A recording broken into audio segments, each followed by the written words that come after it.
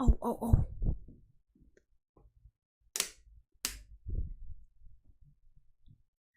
Hello, good evening. My name is Ritu Ratewal and you are with Unacademy Studios Placebo. चलो photosynthesis ख़त्म करते हैं. आखिरी lecture है फैक्टर्स अफेक्टिंग फोटोसिंथेसिस. फोटोसिंथेसिस के रेट को, किस रेट से ग्लूकोज प्रोड्यूस हो रही है, उसको कौन कौन से फैक्टर्स अफेक्ट कर सकते हैं. छोटू सा प्यारा सा टॉपिक है, आधे घंटे के अंदर क्लास खत्म हो जानी चाहिए. चलो शुरू करते हैं. आप हमारे साथ कनेक्ट हो सकते हैं टेलीग्राम पे.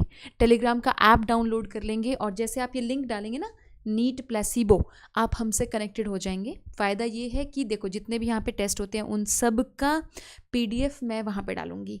देन इस चैनल पे कौन कौन सा क्या क्या शेड्यूल चल रहा है, कौन कौन सी क्लासेस आज मैं लूँगी या कोई भी और टीचर लेगा, तो वहाँ पे वो छोटी छोटी क्लिप्स बनाते हैं, वीडियोज़ बना बना के डालते रहते हैं, तो वहाँ से आपको आइडिया लग जाएगा. सो कोई भी इंपॉर्टेंट क्लास मिस नहीं होगी आपकी. सभी टेस्ट के पीडीएफ मिल जाएंगे आपको और साथ में बहुत सारा मोटिवेशन चलता रहता है वहाँ पर, तो आप लोग मोटिवेटेड फील करेंगे. एक और मिनट.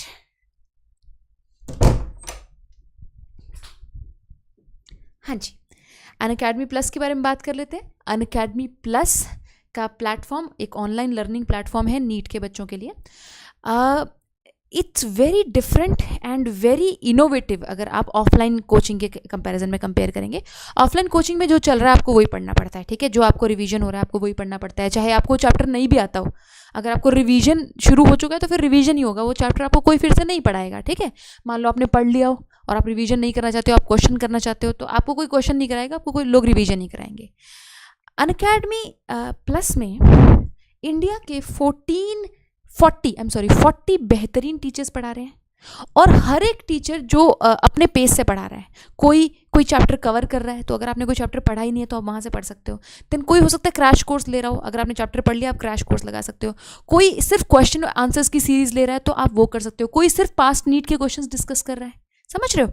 तो आपकी लेवल, किसी भी प्रिपरेशन पे आपका लेवल है, उसको एक स्टेप आगे पुश करने का काम अनअकैडमी प्लस पे होता है. वहाँ पे मैं भी पढ़ाती हूँ.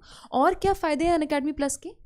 देखिए, क्विजेज रहते हैं. हर टीचर अपने जो भी वो टॉपिक पढ़ा रहा है उसके क्विजेज डालते हैं, तो आप वो क्विज अटेम्प्ट करते हैं, फिर अपने टीचर से डिस्कस करते हैं. हर संडे को 720 मार्क्स का टेस्ट होता है नीट पैटर्न पे.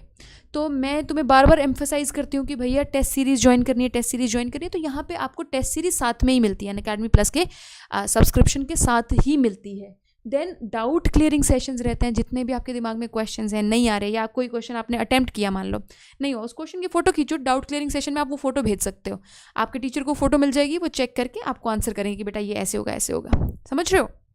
देन लाइव क्लासेस, जैसे यूट्यूब पे लाइव क्लासेस होती हैं. एंड देन पर्सनलाइज्ड लर्निंग, बहुत ज़्यादा अटेंशन मिलता है वहाँ पे आपको, क्योंकि हर क्लास में अराउंड 15, 20, 30, 40 बच्चा रहता है, ठीक है. बहुत ज़्यादा हो गया तो 40 से ज़्यादा जाता है, नहीं तो इतना ही रहता है.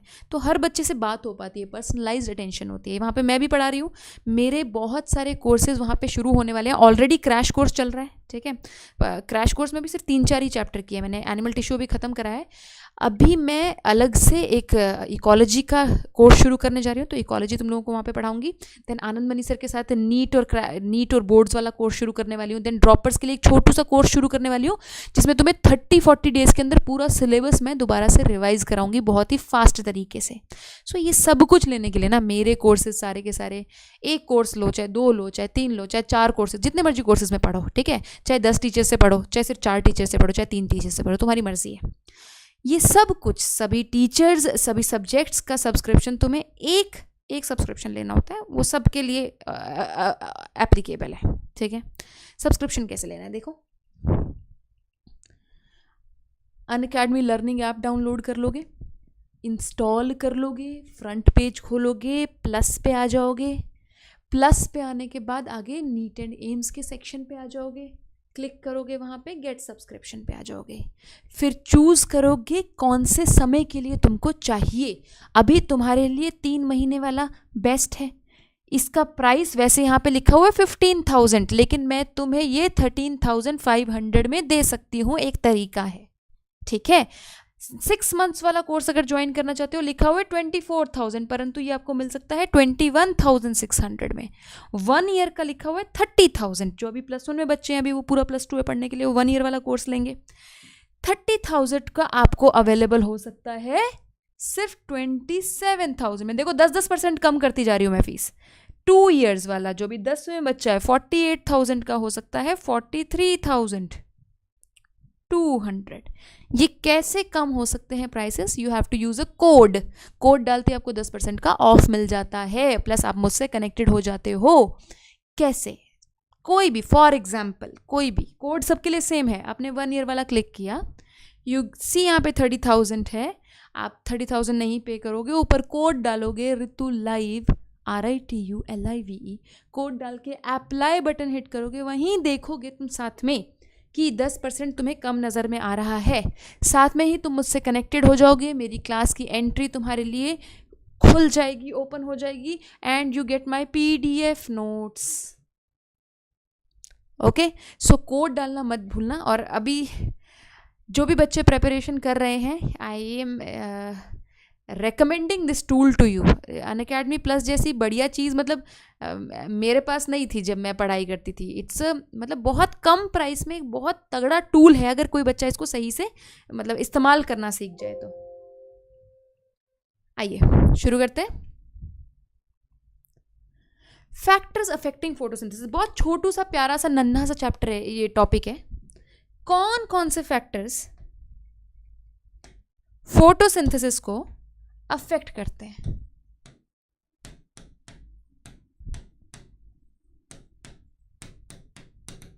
अब यार देखो, दो चीजें हैं इसमें। फोटोसिंथेसिस के लिए क्या क्या चाहिए? तुम सोचो क्या क्या चाहिए। फोटोसिंथेसिस के लिए अपने को CO2 चाहिए, ठीक है? तो सेल प्लांट के अंदर कितना CO2 जा रहा है वो मैटर करेगा। और प्लांट के अंदर CO2 कितना जा रहा है ये कैसे मैटर करेगा? तुम्हारा स्टोमेटा खुला हुआ है कि नहीं। अगर स्टोमेटा खुला है तो ज़्यादा CO2 जाएगा, स्टोमेटा बंद हो गया तो कम CO2 जाएगा। देन पानी चाहिए। भैया तुमने पानी, पौधे को पानी दिया है कि नहीं? तुम्हारे घर में जो पौधे उगते हैं, अगर तुम उसको पानी ना दो तो वो पहले येलो होता है, फिर सूख के मर जाता है। ऐसा क्यों? क्योंकि पानी ज़रूरत है फोटोसिंथेसिस के लिए। पानी नहीं मिलेगा तो मरना तो है ही है, राइट? देन सनलाइट बहुत ज़्यादा ज़रूरी है, नहीं तो लाइट रिएक्शन कैसे होगा? अगर किसी पौधे को तुम घर के अंदर रखो और बहुत दिनों तक अंदर रखो, देखो कुछ तो प्लांट्स होते हैं जो घर के अंदर भी इजीली सर्वाइव कर जाते हैं, वो रिफ्लेक्टेड लाइट को ले लेते हैं, है ना? जैसे सनलाइट आई, रिफ्लेक्ट हो गई, फिर पौधे पे आ गई। अब देखो तुम्हारे घर में अगर सुबह दिन में नहीं लाइट जल रही तो भी तो उजाला रहता है ना, तो वो उजाला कैसे रहता है? वो रिफ्लेक्टेड लाइट होती है सन की तुम्हारे घर में। तो कुछ प्लांट्स तो जिंदा रह जाते हैं, लेकिन कुछ प्लांट्स जिनको ज़्यादा सनलाइट चाहिए होती है, अगर तुम उसको बाहर नहीं रखोगे तो वो भी मुरझा जाएगा। सनलाइट की बहुत ज़्यादा ज़रूरत है। देन क्लोरोफिल की बहुत ज़्यादा ज़रूरत है। अगर प्लांट में से सारा क्लोरोफिल निकाल लूँ तो सनलाइट को कैप्चर कौन करेगा? बहुत इंपॉर्टेंट फैक्टर है ना ये। तो ऐसे ऐसे फैक्टर्स हैं। तो बेसिकली ब्रॉडली मैं तुम्हारे फैक्टर्स को अगर दो चीज़ों में कैटेगराइज कर दूं तो बुरा तो नहीं मानोगे, इंटरनल एंड एक्सटर्नल। देखो जो प्लांट के खुद के फैक्टर्स हैं वो इंटरनल हैं, प्लांट के अंदरूनी फैक्टर हैं, ये प्लांट के अंदरूनी फैक्टर हैं, ठीक है? और जो बाहर है जैसे कि टेम्परेचर हो गया, जैसे कि CO2 का लेवल हो गया, देन जैसे कि वाटर हो गया, ये बाहर के लेवल है, ठीक है? एक लाइट इंटेंसिटी भी हो गया अलग से। हालांकि तुम्हें लगता है टेम्परेचर और लाइट इंटेंसिटी एक ही है, गर्मी और लाइट इंटेंसिटी एक ही है, लेकिन बेटा फ़र्क है। टेम्परेचर का अपना रोल है, लाइट का अलग रोल है, क्योंकि दोनों का सोर्स सन है हमारे लिए, सूरज ही दोनों का सोर्स है, इसलिए हमें लगता है टेम्परेचर और लाइट इंटेंसिटी एक ही बात होनी चाहिए, परंतु they play different roles. Light intensity, ठीक है? अब देखो जो प्लांट के खुद के फैक्टर्स हैं वो थोड़ी सी बातों में सिमट जाते हैं, जैसे कि प्लांट के पास कितने लीफ हैं। यार जितने लीफ हैं उतने ज़्यादा क्लोरोफिल होगा। प्लांट के पास पहली बात कितना क्लोरोफिल है, एक फैक्टर आप ये ले सकते हो। देन आप ये फैक्टर ले सकते हो प्लांट के पास कितने लीफ हैं। यार वही बात होगी, जितने लीफ होंगे उतना ज़्यादा फोटोसिंथेसिस हो सकता है, उतना ज़्यादा क्लोरोफिल है। देन वो लीफ कैसे है? सनलाइट यहाँ से आ रही है, लीफ ऐसे तो नहीं है लो जी सनलाइट टेढ़ी पड़ रही है, गलत पड़ रही है, लीफ ऐसे होना चाहिए ना, तब ज़्यादा सनलाइट पड़ेगी। सो कितना सरफेस एरिया, क्या ओरिएंटेशन है लीफ की। देन लीफ छोटा है कि बड़ा है? बड़े लीफ पे ज़्यादा सनलाइट पड़ेगी, छोटे लीफ पे कम सनलाइट पड़ेगी। समझ रहे हो? So internal factors basically related होंगे क्लोरोफिल से, अमाउंट ऑफ क्लोरोफिल से, और वो कितना सनलाइट को अपना एरिया एक्सपोज कर रहे हैं उस बात से। पढ़ लें इंटरनल फैक्टर, पढ़ लें एक बार। आओ, फैक्टर्स अफेक्टिंग फोटोसिंथेसिस। कितने बच्चे आ गए हैं? हाँ जी बच्चों, हेलो हेलो। इफ़त, सबा, स्नीकर पीकर, निखिल, हिमाद्री, सिद्धार्थ चौहान, साजन अंसारी, प्रतीक देवनाथ, मुकेश जोशी, आंचल द्विवेदी, नम्रता मेहरा, राजकिशोर, चलो चलो चलो चलो खत्म करते हैं, आओ देखो। An understanding of the factors that affect photosynthesis is necessary. The rate of photosynthesis is very important in determining the yield of plants, including crop plants. Of course, जितना ज़्यादा photosynthesis होगा उतना ही ज़्यादा yield होगी. Photosynthesis is under the influence of several factors, both internal मतलब plant के factors और external. The plant factors include, अब तुम्हें ये याद करने हैं, ठीक है, नीट में क्वेश्चन आ सकता है, बताओ प्लांट का फैक्टर इंटरनल फैक्टर है कि नहीं है, 4 दे देंगे, उसमें से एक मान लो 3 एक्सटर्नल दे दिया, 1 इंटरनल दे दिया। फिर देखो नंबर ऑफ लीफ, जितने लीफ होंगे उतना ज़्यादा क्लोरोफिल होगा। साइज ऑफ लीफ, जितना बड़ा साइज होगा उतना ज़्यादा सरफेस एरिया एक्सपोज होगा सनलाइट को। As of leaf, Burhi leaf में फोटोसिंथेसिस इतना ज़्यादा नहीं होगा, जो बच्ची लीफ है उसमें भी फोटोसिंथेसिस ज़्यादा नहीं होगा। जो एक मैच्योर लीफ है उसमें सबसे ज़्यादा फोटोसिंथेसिस होगा। Age of leaf, orientation of leaf, अगर सन यहाँ से आ रहा है, अगर कोई पत्ता इस तरीके से ओरिएंटेड है कि सनलाइट ज़्यादा प्रॉपरली नहीं मिल रही तो गलत है। प्रॉपरली ओरिएंट होना चाहिए ना कि मैक्सिमम सनलाइट ले सके। ऐसे है पत्ता या ऐसे है, बहुत फर्क पड़ता है, ऐसे होना चाहिए ज़्यादा सनलाइट लेने के लिए। Orientation of leaves, mesophyll cells, leaf के अंदर मीजोफिल सेल भरे होते हैं, ठीक है, जितने ज़्यादा मीजोफिल सेल होंगे ऑफकोर्स उतना ज़्यादा क्लोरोफिल होगा, क्योंकि क्लोरोफिल मीजोफिल सेल्स में ही होता है, right. And chloroplast, number of chloroplast, जितने ज़्यादा क्लोरोप्लास्ट होंगे, देखो एक सेल के अंदर काफ़ी ज़्यादा क्लोरोप्लास्ट भी हो सकते हैं, कम क्लोरोप्लास्ट भी हो सकते हैं, तो ज़्यादा क्लोरोप्लास्ट मतलब ज़्यादा क्लोरोफिल। इंटरनल CO2 कॉन्सेंट्रेशन, आपका प्लांट जो सांस मतलब रेस्पिरेशन कर रहा है, ऑक्सीजन लेके CO2 रिलीज कर रहा है ना वो, तो वो CO2 का लेवल क्या है जो अंदर से वो खुद रिलीज कर रहा है। And the amount of chlorophyll, तो अमाउंट ऑफ क्लोरोफिल को अलग से लिख दिया हुआ है। The plant or internal factors are dependent on genetic predisposition and growth of plant. एक तो आपका प्लांट्स का जेनेटिक मेकअप क्या है यार, देखो अब पीपल के पत्ते तो बड़े होंगे ना, पाइन के जो लीव्स होंगे वो तो छोटे होंगे, जेनेटिक मेकअप है। एक मिनट,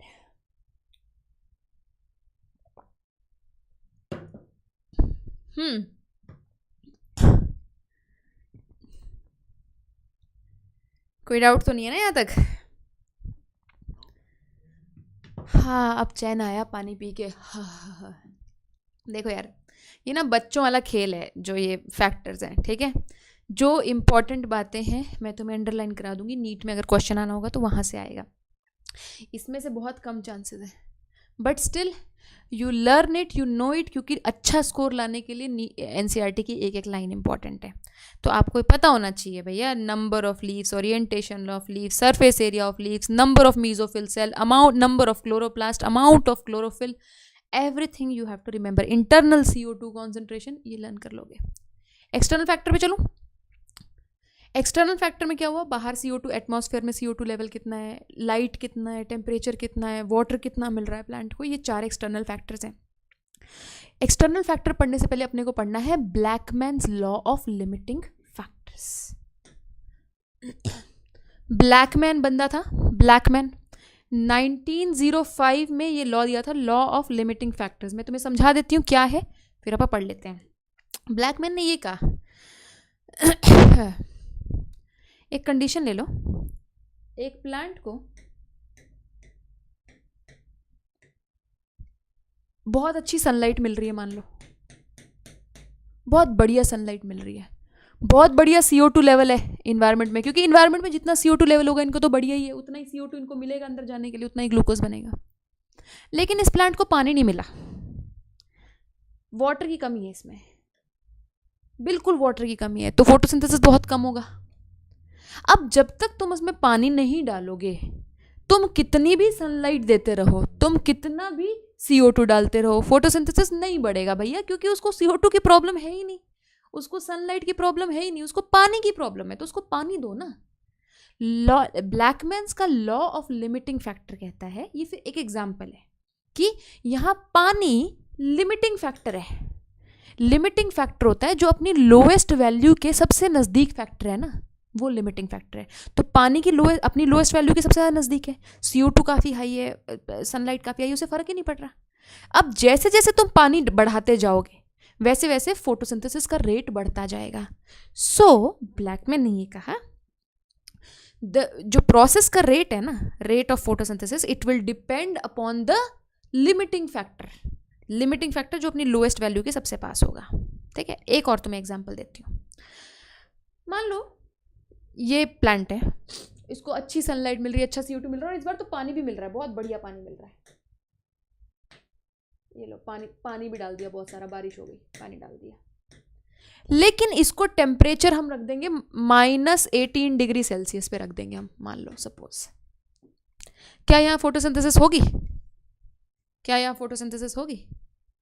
भैया तुम कितना भी CO2 लेवल बढ़ा लो, कितना भी सनलाइट दे लो, कितना भी पानी बढ़ा लो, यहाँ फोटोसिंथेसिस नहीं हो सकती जब तक कि तुम टेम्परेचर नहीं बढ़ाओगे। तो टेम्परेचर अपनी मिनिमम वैल्यू के पास है, बल्कि अपनी मिनिमम वैल्यू को क्रॉस ही कर गया है। सो यहाँ पे टेम्परेचर लिमिटिंग फैक्टर है। So rate of photosynthesis will be directly proportional to the increase in the limiting factor. इसको जब टेम्परेचर धीरे धीरे बढ़ाना शुरू करोगे तो फोटोसिंथेसिस होएगा। Am I clear? Am I clear?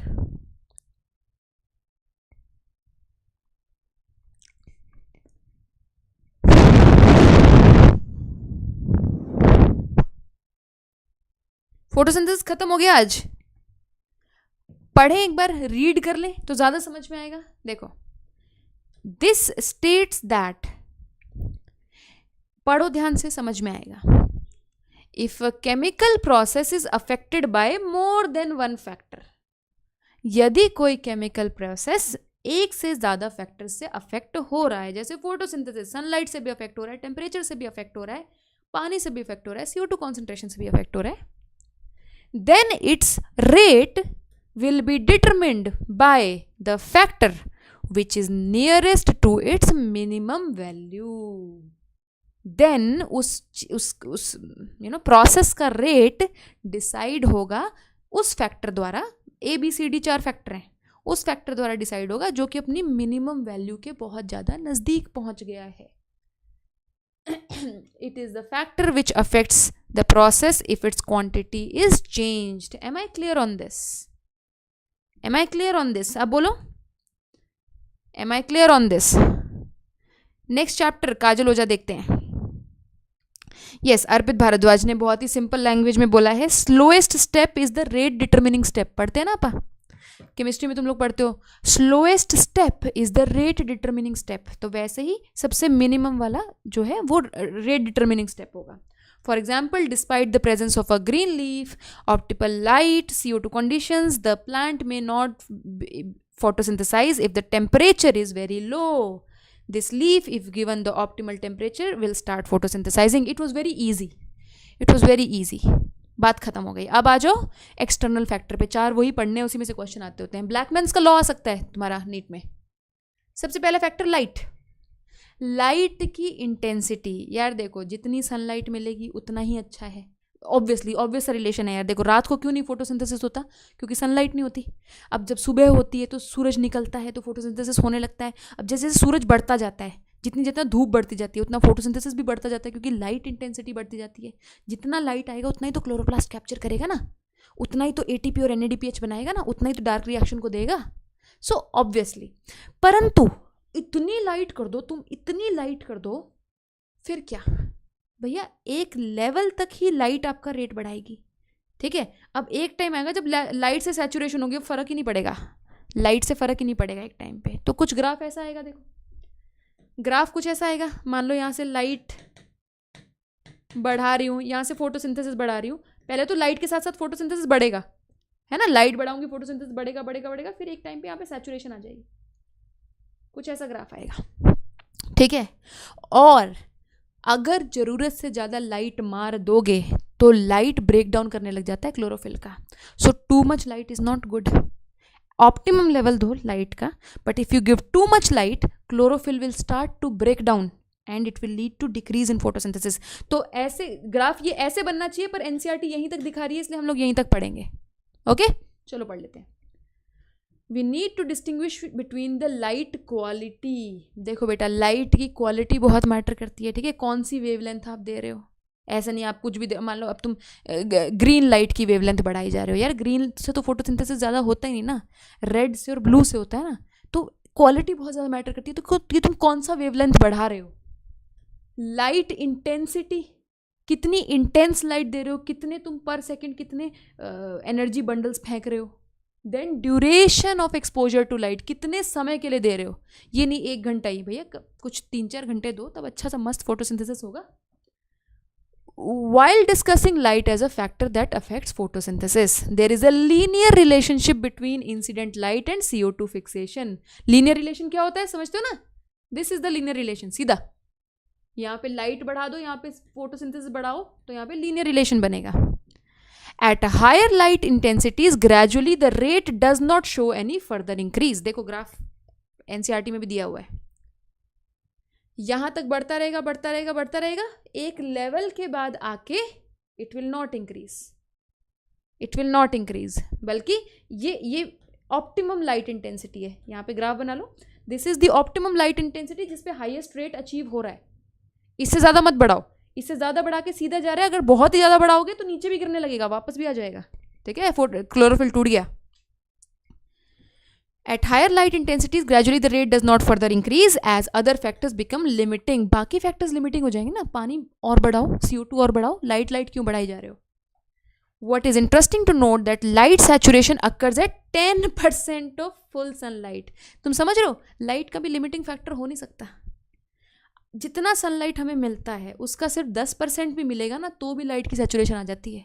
It's enough, मतलब 10 से अगर तुम 15% भी करोगे ना तो भी फर्क नहीं पड़ेगा फोटोसिंथेसिस से। 15 से 20 करोगे तो भी कोई फर्क नहीं पड़ेगा, 10% पे हाईएस्ट फोटोसिंथेसिस अचीव हो जाता है। So light can never be a limiting factor, exceptional cases को छोड़ के। एक्सेप्शनल केसेस क्या है, घने जंगल में एक प्लांट बिल्कुल नीचे उग रहा है और उसके ऊपर 5-6 प्लांट्स की कैनपी है, उसको लाइट लिमिटिंग फैक्टर लगेगा, है ना, क्योंकि उसके पास लाइट नहीं पहुंच रहा है। या तुम घर के अंदर बंद कर दो किसी प्लांट को अंधेरे कमरे में, वहां लाइट लिमिटिंग फैक्टर है। नॉर्मल प्लांट्स के पास कभी भी लाइट लिमिटिंग फैक्टर नहीं होता। Light saturation occurs at 10% of full sunlight. Hence, except for the plants in shade or dense forest, light is rarely a limiting factor in nature. Increase in incident light beyond a point causes breakdown of chlorophyll and a decrease in photosynthesis. We are clear? It's easy also.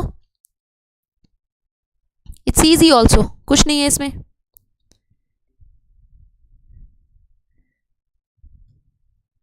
ऐसा buffer क्यों हो रहा है यार? मेरी तरफ से तो नेट बिल्कुल अच्छा है, पता नहीं क्यों बफर हो रहा है। ऋषभ शिवरे क्यों नहीं हो रहे हो बेटा, तुम लोग टेलीग्राम में कनेक्टेड नहीं हो पा रहे हो, पता नहीं यार, होना तो चाहिए। आओ नेक्स्ट टॉपिक पे चलेंगे। कार्बन डाइऑक्साइड कॉन्सेंट्रेशन, याद रखने की चीज़ें हैं इसमें कुछ बहुत ज़्यादा। एटमॉस्फेयर में जितना इस वक्त CO2 लेवल है, प्लांट्स के लिए वो सैचुरेशन लेवल नहीं है, ना C3 प्लांट्स के लिए है ना C4 प्लांट्स के लिए है। एटमॉस्फेयर में जितना अभी CO2 लेवल है, कितना 0.03% या 0.04% है के आसपास है। बुक कह रही है तुम्हारी NCERT कह रही है भैया तुम इसको बढ़ा दो थोड़ा सा, तो प्लांट्स में बढ़िया फोटोसिंथेसिस होगा। वही कर रहे हैं हम, बढ़ा ही रहे हैं, पेड़ काट रहे हैं, गाड़ियाँ चला रहे हैं, तो हम प्लांट्स का ही भला करने की कोशिश कर रहे हैं मेरे ख्याल से, है ना। सो NCERT कह रही है अगर ये 0.05 लेवल तक चला जाए तो और भी अच्छा है फोटोसिंथेसिस के लिए।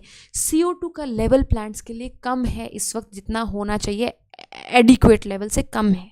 सो it is a limiting factor, it is the major limiting factor, ठीक है।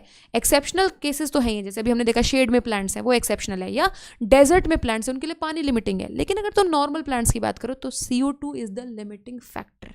पहली बात तो ये पॉइंट याद रखो। विच of the following is a limiting factor, most probably a limiting factor, CO2 is the answer, ठीक है। दूसरी बात, C3 और C4 प्लांट्स के लिए अलग अलग सैचुरेशन लेवल होगा CO2 का। क्यों? याद करो, C3 बहुत ही भोला है, जैसे CO2 आती है एटमॉस्फेयर से वैसे ही पकड़ के उसको C3 साइकिल में डाल के अपना काम करता रहता है। तो C3 में कोई भी सैचुरेशन नहीं होती CO2 की। जो CO2 है एटमॉस्फेयर से आया एंड आके C3 साइकिल में लग गया। There is no saturation for CO2 in C3 plants. Right. So C3 को हमेशा ही ज़्यादा CO2 लेवल चाहिए होगा, फोटो रेस्पिरेशन रोकने के लिए भी ज़्यादा CO2 लेवल चाहिए होगा, क्योंकि C3 में फोटो रेस्पिरेशन भी होती है। C4 की बात करें तो C4 है बहुत चालाक, दे आर क्लेवर फॉक्सेस हैं। वो क्या करते हैं, they concentrate CO2। You remember my lecture on C4 plants? Mesophyll cells capture CO2, then they make a chemical compound out of it, malate बना लेते हैं, right? Then they concentrate CO2 in the bundle sheath cell. So C4 has a mechanism to concentrate CO2, इसलिए C4 plants का पेट थोड़ी कम CO2 level में भी भर जाता है। ये बात याद रखनी है। It is a NEET question. Which of the following plant show a lower CO2 saturation level? C4 plants. Am I clear? Because they have a mechanism to concentrate CO2 in the bundle sheath cell. क्या mechanism है वो पढ़ोगे तुम लोग, जो C4 वाली अगर class लगाया तो। ये 2 पॉइंट्स हैं और वैल्यूज दी हुई हैं किसकी कितनी है वो याद करनी है अपने को। आओ देखो, carbon dioxide is the major limiting factor of photosynthesis. पहला तो तुम्हारा नीट का क्वेश्चन यहीं से बन गया, which is the major limiting factor. अगली बात, द कॉन्सेंट्रेशन ऑफ CO2 अभी कितनी है एटमॉस्फेयर में? वेरी लो है। पहली बात तो कितनी है? Between 0.03 and 0.04% of the atmosphere, which is not good for the plants. Plants के लिए 0.05 तक होनी चाहिए। Increase in concentration up to 0.05% can cause an increase in CO2 fixation rates. Beyond this level, it can become damaging over longer period. भैया ऐसा भी नहीं है 5% CO2 10% CO2 करने की मत सोच लेना, ये डेंजरस हो जाएगा, क्योंकि और भी तो बहुत सारे नेचर में चेंजेस आएंगे ना। तुम लोग को पता है CO2 is a green house gas, तो अर्थ का टेम्परेचर बढ़ा देगा भैया, कुछ और ही बन जाएगा हमारी अर्थ का, समझ रहे हो ना। सो 0.05 तक करोगे तो प्रोडक्टिविटी बढ़ेगी, उससे आगे दिक्कत हो जाएगी, ठीक है। The C3 and C4 plants respond differently to CO2 concentration. At low light conditions, neither group responds to high CO2 concentration. यार देखो, ये याद रखने वाली बात है। अगर तुम लो लाइट इंटेंसिटी में तुम CO2 बढ़ा रहे हो तो क्या ही हो जाएगा, light will be a limiting factor, ठीक है। लेकिन अगर अच्छी लाइट की इंटेंसिटी है फिर हायर CO2 पे ज़्यादा फोटोसिंथेसिस होने लगेगा। At high intensities, both C3 and C4 show increase in rate of photosynthesis. What is important is that C4 plants show a saturation at about 360 microliter per liter. ये C4 का saturation level है 360, इसको learn कर लो, NEET का question बनेगा।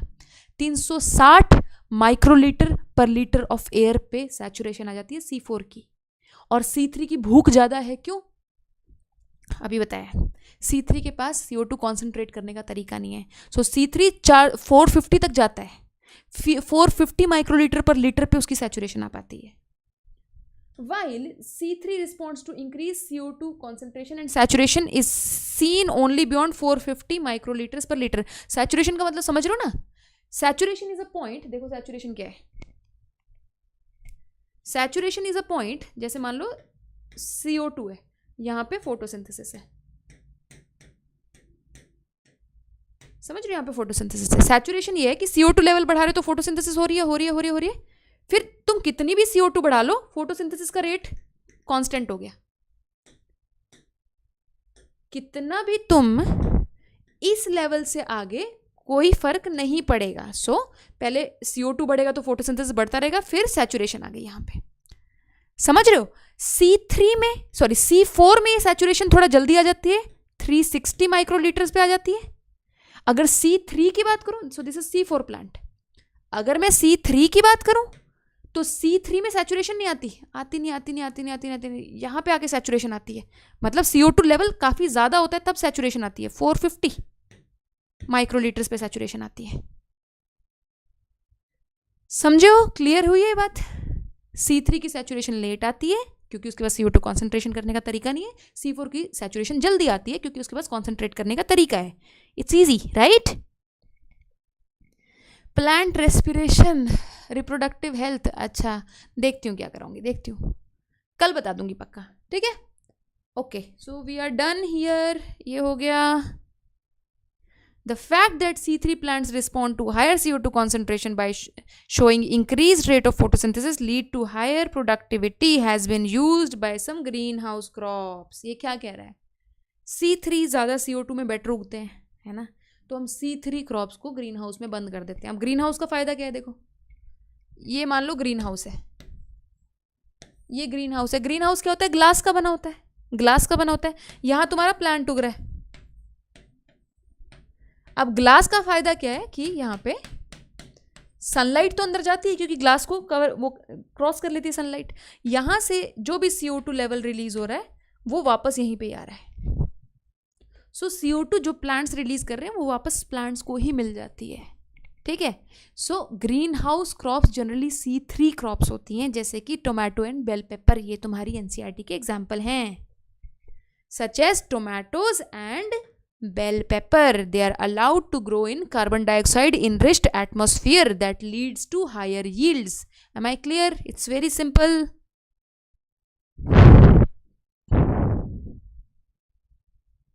Done? Okay. चलो अगली बात शुरू करें. अब तो छोटी छोटी सी बातें हैं, प्यारी प्यारी सी बातें हैं, कुछ नहीं है. टेम्परेचर, जैसे कि हमने बात किया, अगर -18 डिग्री पे रखोगे प्लांट को तो भैया प्लांट मर जाएगा, फोटोसिंथेसिस नहीं कर पाएगा. सो टेम्परेचर भी तो रोल प्ले करता है ना. सो ऑप्टिमम टेम्परेचर होना चाहिए, तब उससे फोटोसिंथेसिस प्रॉपर होगा. अगर उससे ज़्यादा करोगे तो फिर से खराबी है. क्यों? देखो, फोटोसिंथेसिस में 2 रिएक्शन होते हैं, डार्क रिएक्शन और लाइट रिएक्शन. लाइट रिएक्शन में अपन ने वो इलेक्ट्रॉन ट्रांसपोर्ट चेन की थी, उसमें ज़्यादा कोई इंजाइम नहीं होते. सो लाइट रिएक्शन के ऊपर ज़्यादा फर्क नहीं पड़ता. लेकिन अगर तुम बहुत हाई टेम्परेचर कर रहे हो, 50 डिग्री 60 डिग्री कर रहे हो, तो डार्क रिएक्शन पे इसका बहुत फर्क पड़ेगा. क्यों? डार्क रिएक्शन में कितने इंजाइम्स थे? याद करो, रुबिस्को भी डार्क रिएक्शन है, इंजाइम है ना, सॉरी डार्क रिएक्शन में मिलता है, तो रुबिस्को इंजाइम है. पेप कार्बोक्सिलेज भी इंजाइम है, वो भी डार्क रिएक्शन है. मतलब C3 C4 दोनों डार्क रिएक्शन है ना. सो इंजाइम्स पे ज़्यादा टेम्परेचर का बहुत फर्क पड़ता है. So too much temperature will destroy the enzymes, denature कर देंगे इंजाइम्स को, तो डार्क रिएक्शन बंद हो जाएगा, फोटोसिंथेसिस का रेट गिर जाएगा. तो अपना ग्राफ कैसे आना चाहिए? टेम्परेचर का, यहाँ पे टेम्परेचर मान लो, यहाँ से टेम्परेचर बढ़ा रहे हो तो पहले तो ऐसे आना चाहिए, फिर लेकिन एक ऑप्टिमम टेम्परेचर है, उसके बाद नॉर्मल हो जाएगा. फिर अगर टेम्परेचर बढ़ाते जाओगे तो नीचे आने लग जाएगा. क्यों? हमारा डार्क रिएक्शन का इंजाइम टूट जाएगा ना. सो ग्राफ ऐसे बनना चाहिए, पैराबोला की तरह बनना चाहिए. आओ, the dark reaction being enzymatic are temperature controlled. ये क्वेश्चन बन सकता है नीट में कि टेम्परेचर का इफेक्ट किस पे होता है, डार्क रिएक्शन पे या लाइट पे? डार्क पे. Though the light reactions are also temperature sensitive, लेकिन they are affected to a much lesser extent. The C4 plants respond to higher temperatures and show higher rate of photosynthesis, while C3 plants have a much lower temperature optimum. देखो यार, C3 plants basically कम गर्मी में, कम sunlight में ज़्यादा better survive करते हैं. क्यों? देखो, sun is the source of both heat and light. ठीक है. सो अगर सन बहुत ज़्यादा गर्मी करता है तो C3 के स्टोमेटा बंद हो जाते हैं. अगर C3 का स्टोमेटा बंद हो जाता है, तुम लोग को याद है, फोटो रेस्पिरेशन होने लग जाती है. हायर लाइट इंटेंसिटी पे, और मतलब हायर लाइट इंटेंसिटी होगा तो टेम्परेचर ज़्यादा होगा ही होगा वहाँ पे ऑब्वियसली. हायर टेम्परेचर पे स्टोमेटा बंद हो जाते हैं ताकि वाटर को बचाया जा सके.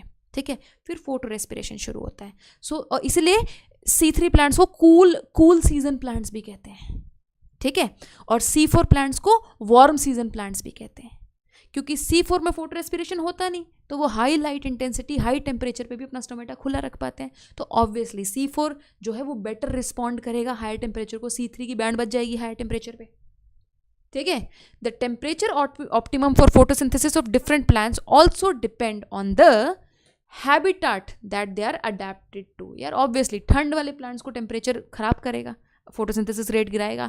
अगर तुम ट्रॉपिकल रेन फॉरेस्ट की बात कर लो, इतना हाई टेम्परेचर होता है वहाँ पे, तो उनके लिए टेम्परेचर बढ़िया है. सो ये भी डिपेंड करता है कि आप कहाँ पे अडेप्टेड हो, आप कोल्ड इन्वायरमेंट में अडेप्टेड हो या आप हॉट इन्वायरमेंट में अडेप्टेड हो. Tropical plants have a higher temperature optimum than the plants adapted to temperate climates. तो इसमें अपने को क्या याद रखना है? दो तीन चीज़ें, और कुछ नहीं.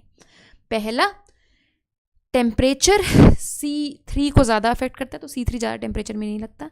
C4 ज़्यादा टेम्परेचर में चल जाता है, कोई दिक्कत नहीं है. दूसरा, टेम्परेचर डार्क रिएक्शन को ज़्यादा अफेक्ट करता है, लाइट रिएक्शन को कम अफेक्ट करता है. ये 2 मेन पॉइंट्स हैं जो यहाँ से आ सकते हैं. चले आगे, लास्ट पॉइंट, खत्म खत्म खत्म खत्म खत्म, वाटर। ऑब्वियसली वाटर बहुत बड़ा पॉइंट है। तो पता है जितना प्लांट पानी एब्जॉर्ब करता है, ये आप प्लांट फिजियोलॉजी में पढ़ेंगे, जितना प्लांट पानी एब्जॉर्ब करता है उसका सिर्फ 1% फोटोसिंथेसिस में यूज़ करता है, बाकी 99% ट्रांसपिरेशन में उड़ा देता है। ट्रांसपिरेशन क्या है? स्टोमेटा से पानी लूज होना। अब तुम्हें लगेगा कैसा लफंगा किस्म का होता है ना, प्लांट सारा पानी वेस्ट करता है। पानी वेस्ट नहीं करता है बेटा, ट्रांसपिरेशन की वजह से ट्रांसपिरेशनल पुल बनती है। तो जो तुम्हारा मान लो 50 मीटर ऊंचा पेड़ है, 50 मीटर ऊंचे भी पेड़ होते हैं ना, बहुत बड़े बड़े पेड़ होते हैं, तो तुम्हें क्या लगता है वो रूट से पानी कैसे खींचेंगे ऊपर? उनके अंदर कोई मोटर थोड़ी भी लगी हुई है कि उसने स्विच ऑन किया और ड्र ड्र करके पानी चढ़ रहा है, नहीं ना। There has to be something which pulls up that water, that is transpiration, transpirational pull. Transpiration से पानी जाता है तो वहाँ से नीचे से पानी खींचता है उसकी वजह से। So transpiration is very very important. Only 1% of the water is used in photosynthesis, rest 99% transpiration में चला गया। ठीक है, ये आप पढ़ेंगे प्लांट वाटर रिलेशंस में, प्लांट फिजियोलॉजी का चैप्टर है। अब प्लांट इसलिए भी इंपॉर्टेंट रोल प्ले करता है फोटोसिंथेसिस में, तो जो करता ही है। दूसरा, अगर तुमने प्लांट को पानी कम दिया तो प्लांट ट्रांसपिरेशन बंद कर देगा।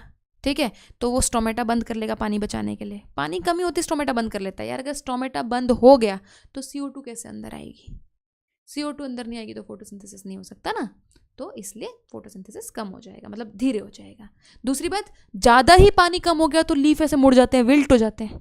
ठीक है, तो विल्टेड लीफ का सरफेस एरिया भी कम हो जाता है, ऊपर से स्टोमेटा बंद है तो फोटोसिंथेसिस तो गिरेगा ही। Even though water is one of the reactants in light reaction, the effect of water as a factor is more through its effect on the plant. मतलब वाटर का ज़्यादा इफेक्ट ट्रांसपिरेशन की वजह से पड़ता है फोटोसिंथेसिस पे, डायरेक्टली फोटोसिंथेसिस में इन्वॉल्व होने की वजह से नहीं पड़ता, rather than directly on photosynthesis. I hope this is clear, this point is clear. Water stress causes the stomata to close. ज़्यादा पानी कम दोगे तो स्टोमेटा बंद हो जाएगा, hence reducing the CO2 availability. CO2 नहीं अंदर आएगी, वही मैंने बताया था अभी। Besides, water stress also makes leaves wilt. Wilting हो जाएगी leaves की, thus reducing the surface area of the leaves. यार देखो पानी कम हो गया, अभी बताया था ना, लीफ मुड़ जाती है बेचारी पानी कम होने की वजह से, सरफेस एरिया कम हो गया तो सनलाइट सही से नहीं ले पाएगी ना, and their metabolic activity as well. कैसा लग रहा है बच्चों? Thank you Sarang. कैसा लग रहा है मैम? ये एनसीईआरटी का लाइन है क्या? सारा कुछ एनसीईआरटी का लाइन है। जॉय भट्टाचार्य, ग्रीन हाउस वाली बात नहीं समझ में आई, बता देती हूँ दोबारा से। ग्रीन हाउस वाली देखो क्या बात है, CO2 वाली बात है। देखो ये वाली बात पता चली थी तुम्हें CO2 में कि C3 को हायर CO2 लेवल्स चाहिए क्योंकि उनके पास CO2 कॉन्सेंट्रेटिंग मैकेनिज्म नहीं होता। C4 को लो CO2 लेवल्स में भी काम चल जाता है। तो हम C3 प्लांट्स को ग्रीन हाउस में उगाते हैं। Green house is a structure made up of glass. So as a structure made up of glass, यहाँ से सनलाइट बहुत easily penetrate कर जाती है इसके अंदर, बट यहाँ से जो रिफ्लेक्टेड, जैसे यहाँ पे लाइट यहाँ पे आ गई तो रिफ्लेक्टेड लाइट पहली बात तो बाहर नहीं जा पाती, रिफ्लेक्टेड लाइट तो चली जाती है, मतलब रिफ्लेक्टेड हीट बाहर नहीं जा पाती। तो एक तो ग्रीन हाउस का टेम्परेचर अच्छा खासा होता है, सो जिन क्रॉप्स को हायर टेम्परेचर चाहिए होता है जनरली हम उनको भी उगाते हैं। दूसरा पॉइंट, यहाँ पे जो भी क्रॉप उगेगी उससे जो भी CO2 रिलीज होगा रात को तो CO2 रिलीज होता है ना, दिन में तो वो अपना फोटोसिंथेसिस कर लेते हैं, लेकिन जो रात को CO2 रिलीज होता है वो भी बाहर नहीं जा पाता, इसी CO2 को सुबह होके ये यूज कर लेंगे। सो इसके अंदर एक ऐसा इन्वायरमेंट बनेगा which is highly CO2 enriched, because even at night CO2 is not able to escape out. समझ में आया? सो C3 प्लांट्स को बहुत फायदा है उसका। Okay, anything? Thank you Pragya. Plant respiration Sunita Mishra, चलो मैं देखती हूँ, कल बताऊंगी, कल सुबह सुबह बता दूंगी कौन सा चैप्टर कर रहे हैं। C4 में NADPH काउंट में प्रॉब्लम हो रही है। कुमारी चंदा, अरे अरे अरे,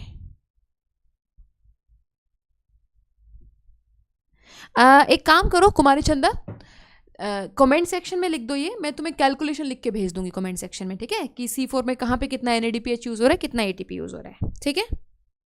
और बोलो।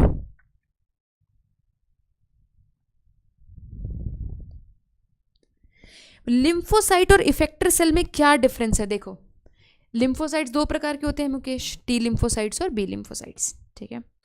B लिम्फोसाइट्स जब प्लाज्मा सेल्स बन जाते हैं, देखो B लिम्फोसाइट की आगे मॉडिफिकेशन होती है, वो प्लाज्मा सेल बनते हैं, एंटीबॉडीज रिलीज करते हैं।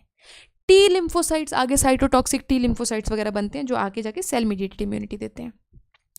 सो लिम्फोसाइट्स जब अपने इफेक्टिव फॉर्म में आ जाते हैं ना, जो काम करने वाला फॉर्म है, जैसे T लिम्फोसाइट्स का एक नॉर्मल फॉर्म होता है, फिर वो आगे जाके हेल्पर T, साइटोटॉक्सिक T बन जाते हैं।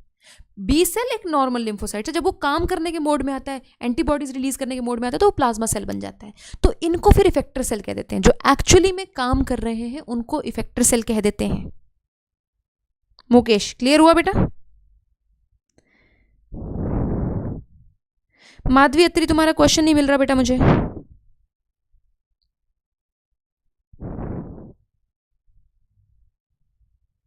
सारंग, ह्यूमंस का फेस प्रोग्नेथस होता है या मीजोग्नेथस? पता नहीं, एक बार कमेंट सेक्शन में लिख दो, देख के बता दूंगी। या नेट खोलो ना, देख लो एक बार।